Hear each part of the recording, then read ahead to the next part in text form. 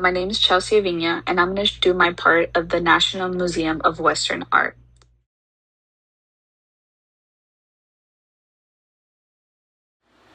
So, how the National Museum of Western Art works. So, the National Museum of Western Art has a mission to provide the public with opportunities to appreciate Western art and to engage in research, conservation, education, and publications related to Western art.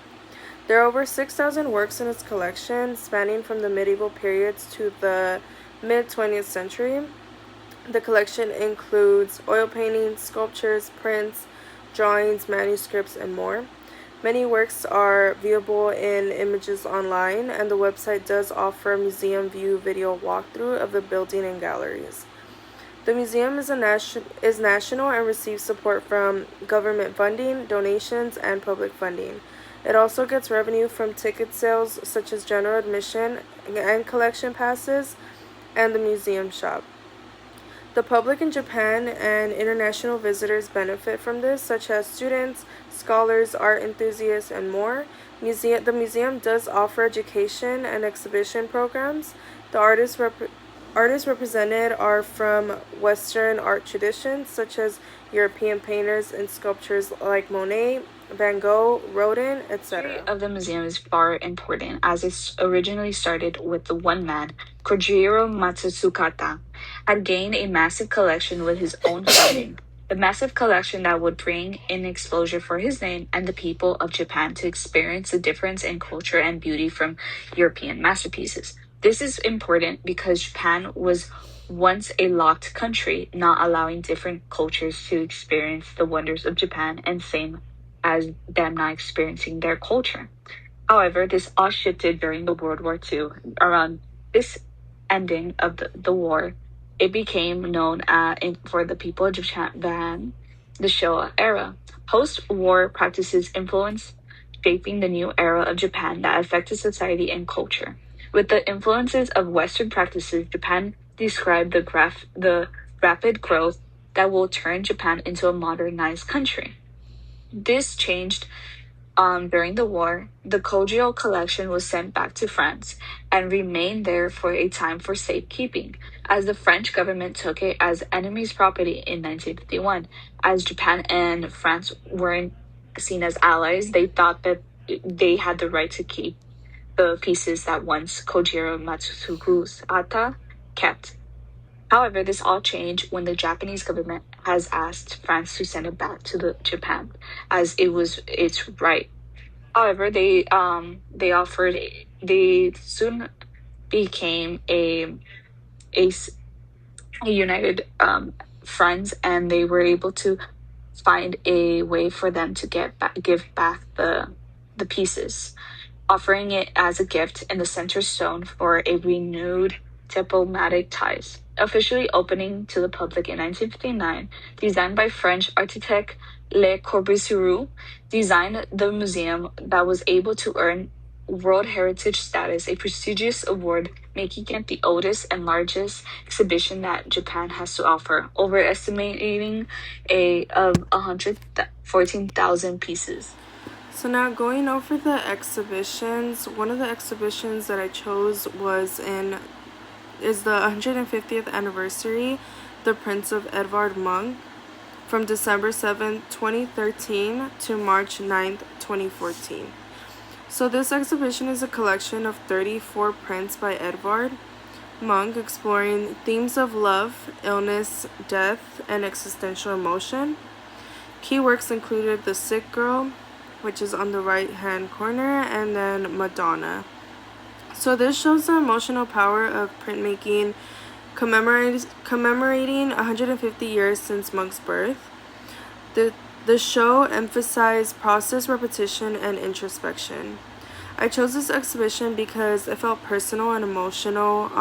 The Sick Girl shows the sadness of illness and loss, which many people can relate to. I also liked it because it focused on prints, which is often less famous than paintings, but show more of the artist's thought process. The exhibition helped me see how art can show human emotions in a raw and honest way. Another exhibition is an ongoing one which started on June 28th and it is up to October 5th of 2025.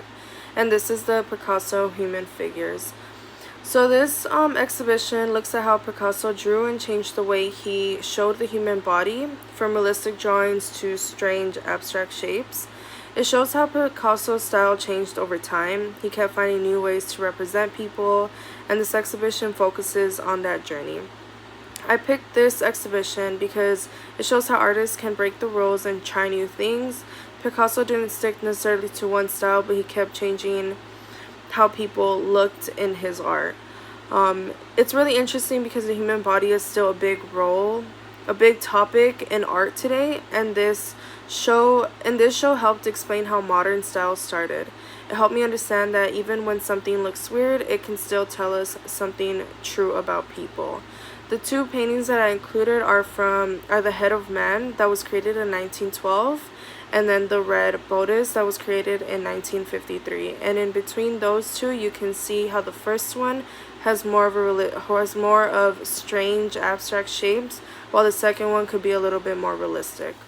So the last exhibition that I chose is an upcoming exhibition called The Impressionist Interiors of Intimacy, Decoration, and Modernity, from October 25th of 2025 all the way up to February 15th of 2026. So this future exhibition will show paintings of quiet indoor spaces like rooms, furniture, and people at home by artists like Monet, Degas, Corday, and more. It's about how Impressionist artists show everyday life, not big events. These paintings focus more on the mood, light, and the feeling of being in a private space. I chose this one because it is calm and personal, and looking at the other serious topics, this exhibition shows beauty in simple everyday life. I like how it focuses on small details such as the sunlight in the room, quiet moments, and reminds us that art doesn't always have to be dramatic to be meaningful. It balances the other two shows and gives us a complete picture of how art connects in real life. So the two examples that I showed are the family portrait and Madame Corday making a tapestry. The pieces I chose was The Boy in Flowers, Jasquez Pacheted. Edward Manet was the painter, and his painting is 23.6 by 38.1 inches, and it's oil on canvas. Its origins are in Montargis, France, and it's currently under the possession of Japan in the National Museum of Western Art. And the analysis. The painting can give off a soft, sincere feeling of warmth through the choice of loose brushstrokes. The brushstrokes help keep the nature feel realistic as possible, as they could capture the movement of the breeze, or you could find it outdoors. This gives the sincerity of being the painting giving it alive, feeling alive. The colors are used can emulate the innocence of the boy's gentle smile, uniting as one. The colors are seen as are vibrant and soft at the same time, creating this sense of innocence. The child is the focus point, creating a celebratory of innocence and curiosity that invites the viewer to take a part of the sincerity of the garden, creating a perfect atmosphere that is able to provide bright and youthful feeling. History played a massive role in the popularity. During this period of history, Romanticism was gaining its popularity of the still life, the romanticization of nature and emotion, which drew heavily inspired of the warmthness this painting was able to create, rejecting tradition as soon will be able to make the brushstrokes vivid in color and expressive in brushstrokes. This was a counter-revolution as realism wasn't being seen as favorable, but romanticization of painting felt more vivid and more in sense of feelings of emotion, which this painting was able to provide, as the boy was the center that helped it show the innocence of similar to the plants. I selected this painting because it reminded me of my childhood and how life once felt life carefree and straightforward. The painting does not need to be sad in sad tone to carry a meaning of nostalgia. Instead, it gives off a warmth that makes me yearn for that sense of childlike wonder is The Interior with Ida playing the piano by Wilhelm Hashmishoy in 1910. It's 29.9 by 24.2 inches oil on canvas. Its origins are in Copenhagen, Denmark, and is currently under the possession of Japan, the National Museum of Western Art. The painting used muted colors while allowing lighter colors to showcase the room essence, while only using grays to dominate the piece. Space is crucial to the painting as it showcases the small focus point of the figure. The open doors way grabs the viewer attention to show the room is an important figure to the story. Wilhelm captured one of similar paintings with similar stories about the quiet feeling of everyday life, meaning that he has other pieces of the same feeling, the same characteristics of women playing or being the center point of the painting. However, this one is different as the person is in the background and creating the atmospheric of the room being the focus center of the painting. When navigating clean, compact rooms, bridging between the soft lighting and the dark silhouettes of the individual. Wilhelm is able to create a quiet atmospheric while at the same time captivating how loud the room is as it takes over the painting while keeping hidden the figure. This was able to create the feeling of isolation. This is the reason why I believe that the painting was very popular, or why it gained its popularity, as it was able to create a scene that is quiet but also loud because the room feels loud in the sense that it's quiet. I chose this painting as it resonates with me as the act of doing things alone. A lot of the things we do could be overlooked. However, Wilhelm was able to capture the importance of stillness and is even in the chaotic nature of the world. Once in a while, it's important to appreciate the grand nature of patience. Okay, so moving on to the art piece that I chose, I decided to go with Vitaille by Claude Monet. This is an oil on canvas. This was made in France in 1902 in the French town Vitaille. This work is part of Monet's landscape capturing light, nature, and reflection. Monet was interested in how light changes and how mood comes from the atmosphere.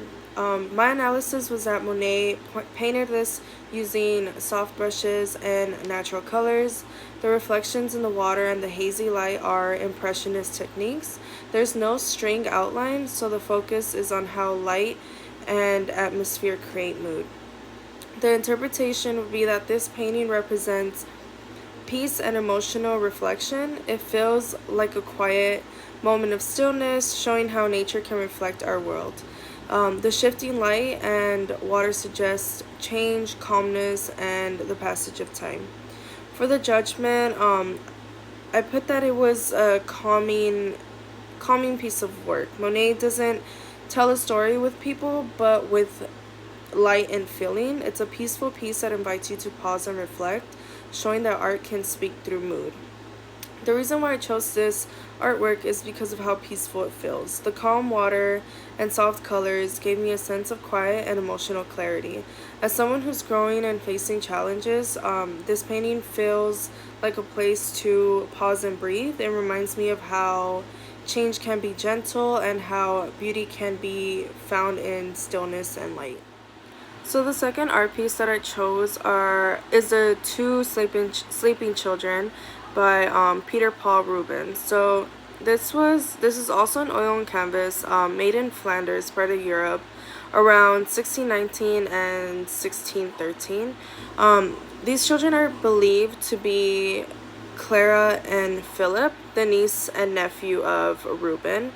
Rubens' brother, whose also name is Philip, died in 1611, and it is likely that this piece was made to honor his brother and show love to his children. For the analysis, Rubens used soft brush strokes, warm lighting, and detailed textures to create a very realistic portrait of To Sleeping Children, the calm expressions show his technical skill and emotional focus. It was likely painted from life, making the moment feel even more personal. For the interpretation, this painting likely shows Rubens' niece and nephew, again created after the death of his brother. It expresses love, memory, and peace, and the sleeping children represent innocence and emotional healing, making this a quiet tribute to the family.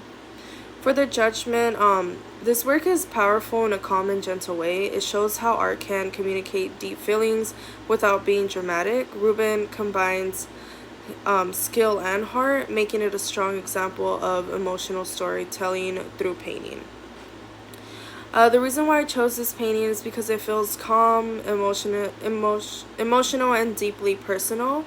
I connect with the quiet love and warmth that it shows, especially the focus on family, which is important in my culture, and many other cultures.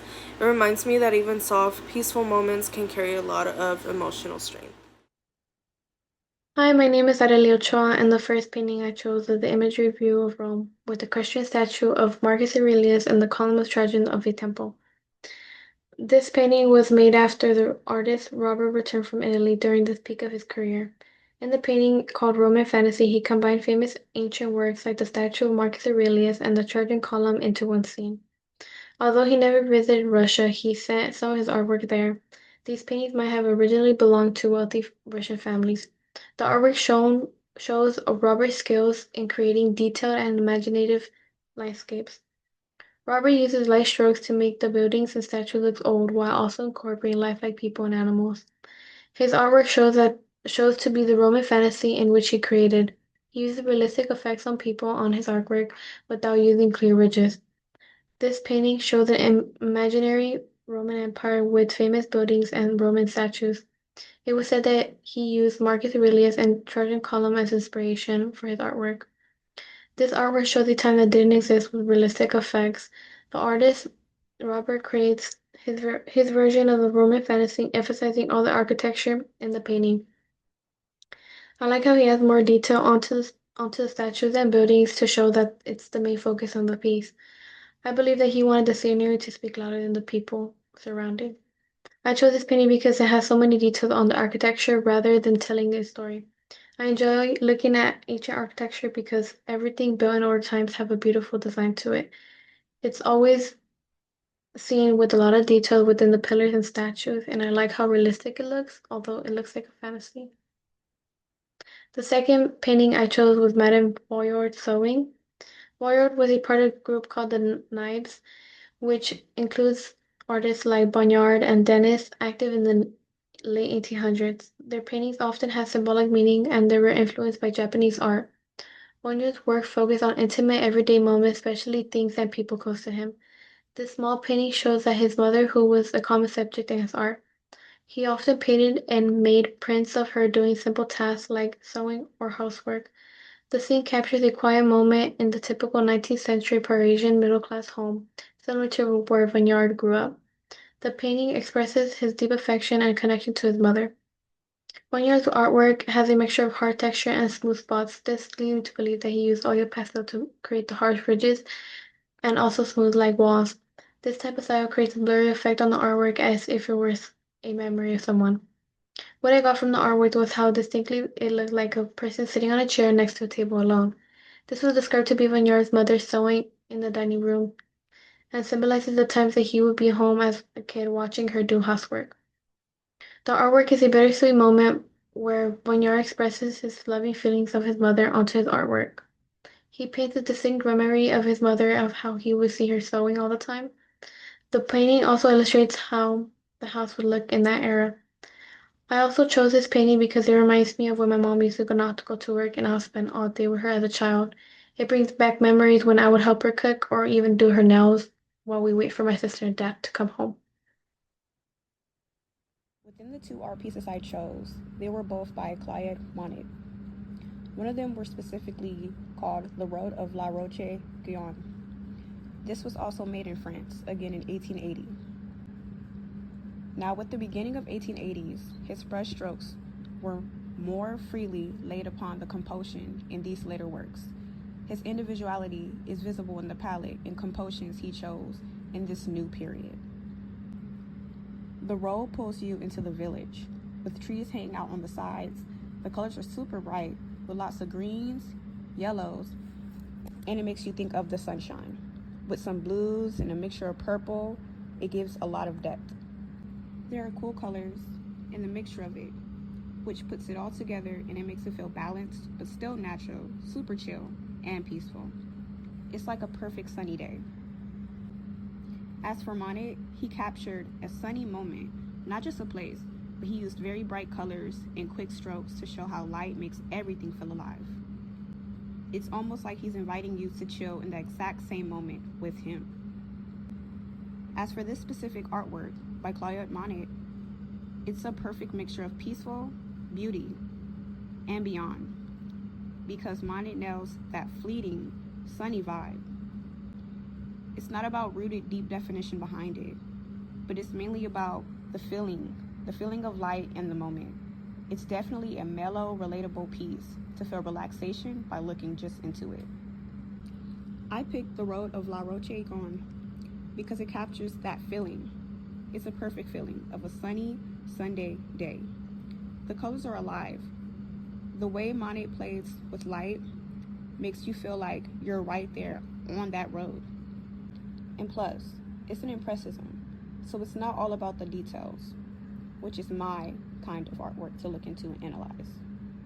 The next artwork I would like to showcase is The Poplars in the Sun. This was also created by Claude Monet in 1891. This artwork was made near his home as well. He had painted this artwork outdoors near the Epte River in France. He captured the scene directly from his life, focusing on the light and atmosphere. Monet's obsession with capturing light and atmosphere is very personal. He painted a series of these poplar trees at different times of the day to show how light transforms a scene. The sunlight dapples through the leaves, creating a vibrant, shimmering effect. He uses bright colors to give you the feeling of a sunny, breezy day by the river. This piece can be seen as Monet's attempt to capture the fleeting beauty of nature and the changing effects of light. The tall, slender trees reaching towards the sky might symbolize aspiration or a connection between earth and heaven. The shimmering light and vibrant colors evoke a sense of joy, vitality, celebrating the simple beauty of the natural world. Monet perfectly nails the whole capturing a moment scenario. The way he uses light and color makes you feel like you're actually there, soaking up the sun. It's not just a painting, it's an experience. It's also an example how Impressionism can turn something simple, like a row of trees, into something memorizing. I picked The Poplars in the Sun due to its perfect example of how art can capture a feeling more than just a scene. The way Monet plays with the light and color is just very memorizing, and it draws you into this sunny, breezy day by the river. Again, it's not just a painting of trees, it's an experience of being in the moment, feeling the warmth and seeing the vibrant colors.